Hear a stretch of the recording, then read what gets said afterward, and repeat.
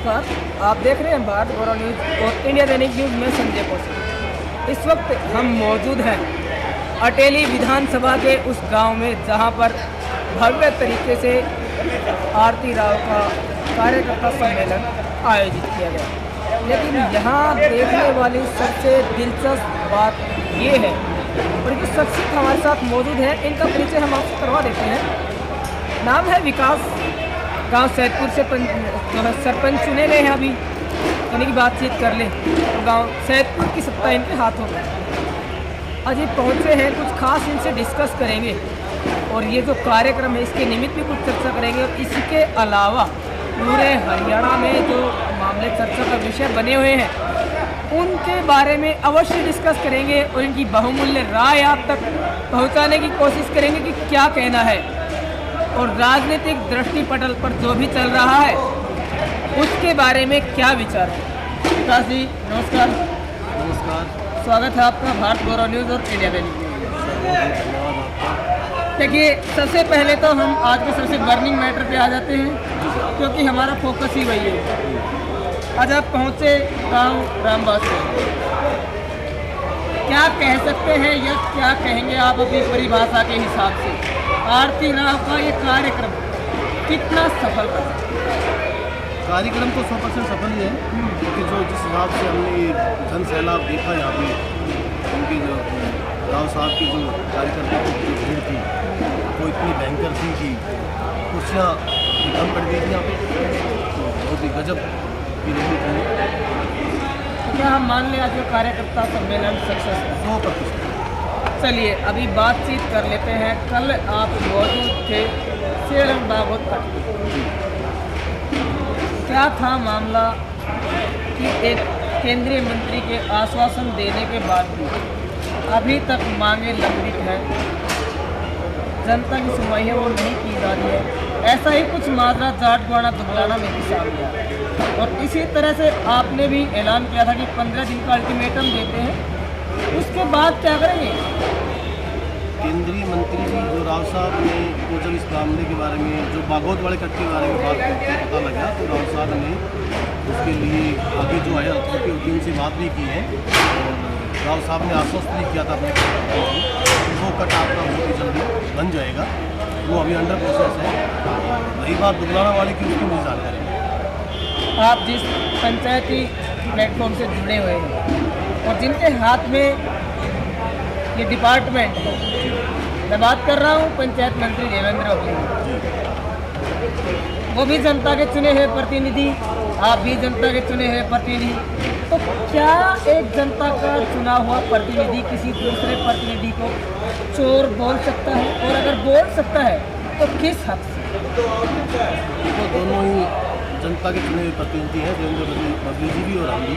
वो एक अलग बात है कि वो एक विधानसभा के चुने हुए हैं और हम एक ग्राम पंचायत के चुने हुए हैं। और रही बात चोर बोलने वाली, तो ये तो ना तो कोई छोटी पंचायत के किसी प्रतिनिधि को बोल सकते हैं और ना ही कोई बड़ी जो भी नेता हो उसको। अभी हाल फिलहाल में जैसे इनपुट्स मिल रहे हैं कि 1 तारीख को ऑल हरियाणा के सरपंच सीएम आवास का घेराव करने वाले हैं। वही जानकारी ये भी मिल रही है कि शायद 27 तारीख को सरकार और सरपंचों के बीच कुछ बातचीत हो।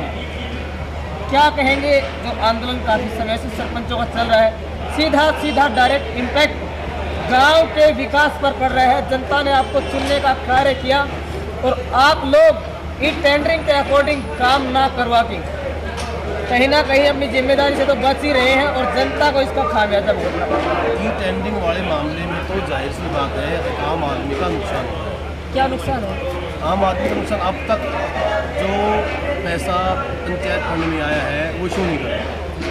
हम बात करते हैं अधिकारियों से तो अधिकारी कहते हैं कि सर आप काम करवाओ, बिल सबमिट कराओ, तो अधिकारियों के पास इस बात का जवाब नहीं है कि बिल सबमिट हम कहाँ करवाएं।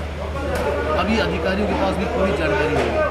इस मामले में सरकार जो है पूरी तरह से विफल है, उनको खुद समझ में नहीं आ रहा कि क्या हो रहा है। हमें बताया गया कि भाई आपके ग्राम पंचायत फंड में 13,64,000 समथिंग पैसा आया है, तो मैं गया वीडियो ब्लॉक में, वहाँ मैंने वीडियो साहब से मिला जेई साहब से मिला, सेक्रेटरी साहब से मिला, तो उन्होंने कहा जी आप अपना काम स्टार्ट कीजिए, 2 लाख से ऊपर का कोई मामला होगा तो उसका तो टेंडर से होगा, और उससे कम का है तो वो आप अपने आप एस्टिमेट बन के काम हो जाएगा।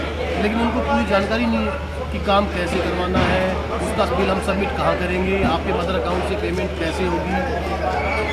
अभी इस मामले में मुझे समझ में नहीं आ रहा कि जो भी अधिकारी है और सरकार है वो विफल है। चलिए अभी बातचीत कर लेते हैं। कुछ जानकारी ऐसी भी सामने आ रही है, ये कहा जा रहा है कि अगर सरपंच सरकार के साथ कोऑर्डिनेट नहीं करते तो सरपंचों की पावर पंचों के हाथ में देने की बातें भी सामने आई है।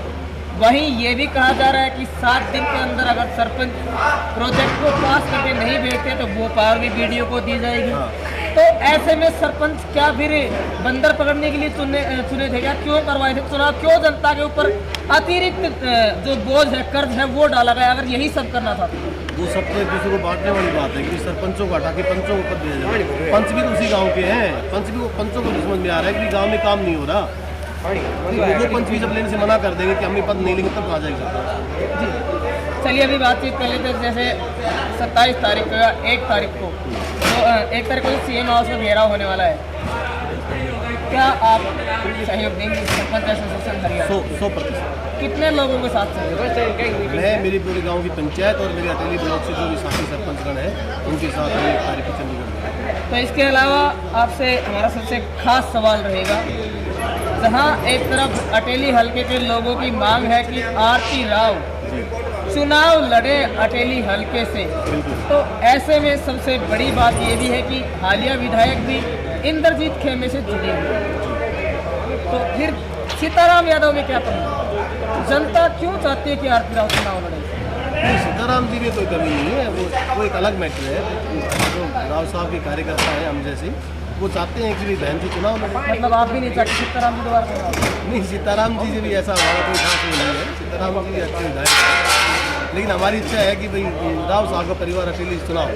अच्छा, अभी इस सारी रैली के दौरान एक चीज़ हमने विशेष कर नोट की, इंद्रजीत सिंह के जो कार्यकर्ता हैं उनके मन में एक टीस है, दुख है, दर्द है कि जो लोग चुने जाते हैं, विधायक चुने जाते हैं या सांसद चुने जाते हैं, यहाँ वो लोग सत्ता की कुर्सी पर काबिज हो जाते हैं और जो वर्कर जिसे कि बैकबोन ऑफ है पॉलिटिकल पार्टी या पॉलिटिकल कैंडिडेट कहा जाता है, उनको बैकफुट पर धकेल दिया जाता है, उनकी सुनवाई करने वाला कोई नहीं होता। और यही बात हमने यहाँ भी नोट की कि कार्यकर्ताओं की विशेषकर यही मांग थी कि जो पुराने कार्यकर्ता उनको उनका उचित मान सम्मान मिलना चाहिए, जो कि नहीं मिल रहा है।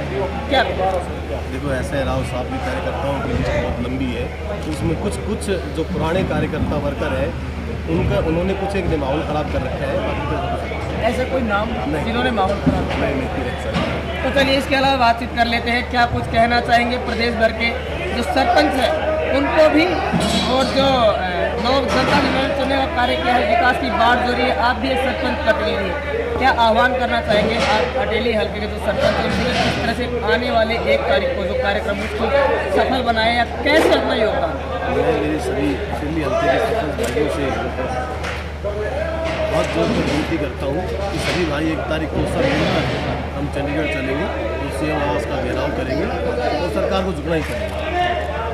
तो भैया आज हमारे खास मेहमान के रूप में हमारे साथ मौजूद रहे विकास जी, सरपंच सैदपुर। बहुत से गंभीर मुद्दों पर, चर्चित मुद्दों पर हमने इनसे आचार विचार विमर्श किए हैं। अब आपका सरपंचों को लेकर क्या पक्ष है? क्या पंचायत मंत्री के द्वारा सरपंचों को चोर बोला जाना उचित है?